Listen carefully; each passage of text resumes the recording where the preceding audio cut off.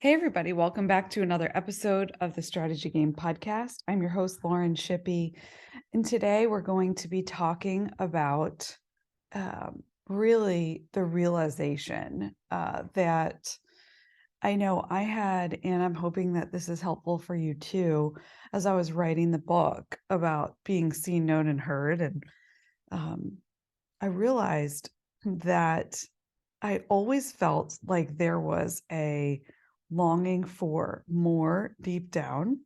And I wondered if underneath all of us, we don't all have this and maybe don't realize that we have it, right? Some of us, according to the depth in which we operate on a daily basis, um, could have this, and some just it be underlying and not realize that it's there.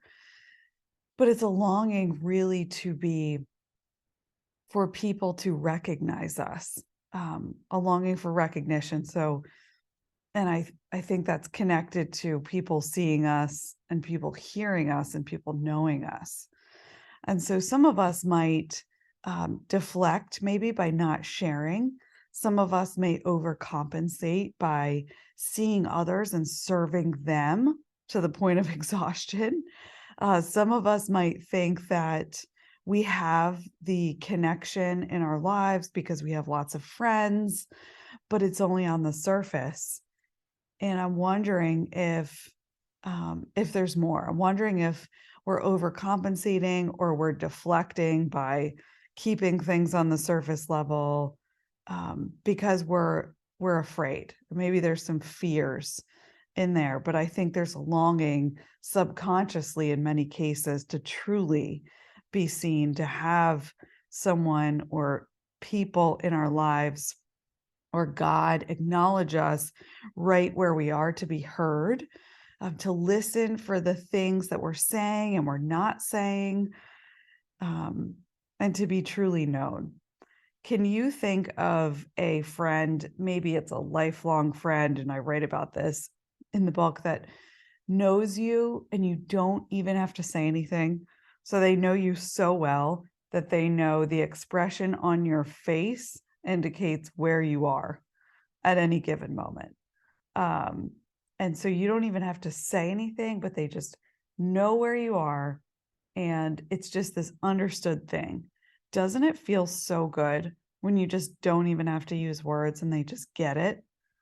Um, those are valued relationships in your life that are so needed on a regular basis.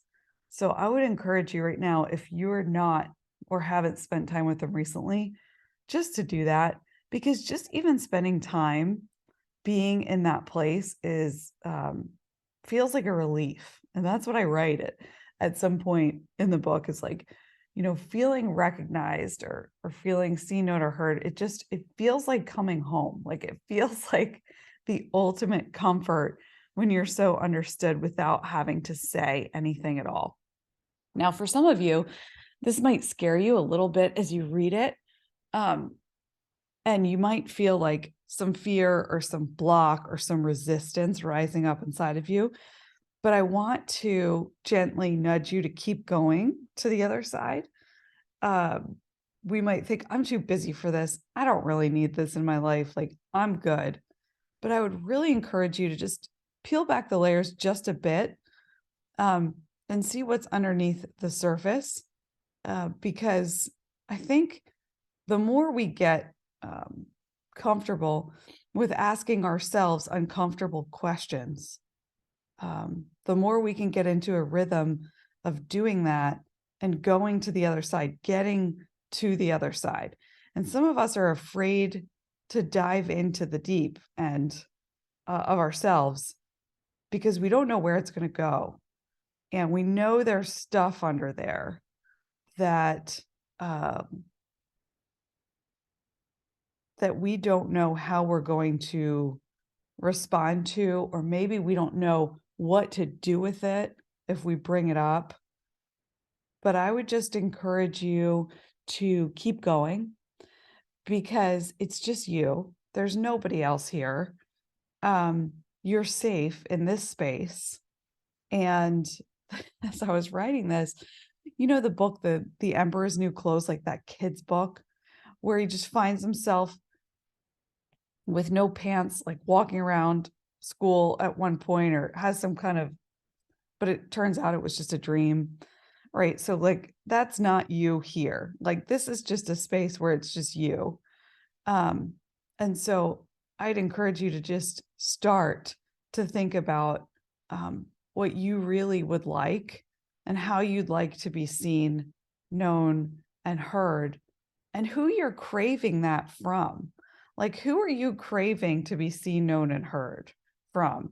And that might be able to tell you a lot about it. And if you have a notebook, feel free to pull it out, or you can listen back to this episode later and make a list of the people that surround you, and think about each one of them, and think about what you're really craving from them. Is it recognition? Like, hey, I just want them to see me working so hard here doing this. Or um, is it validation?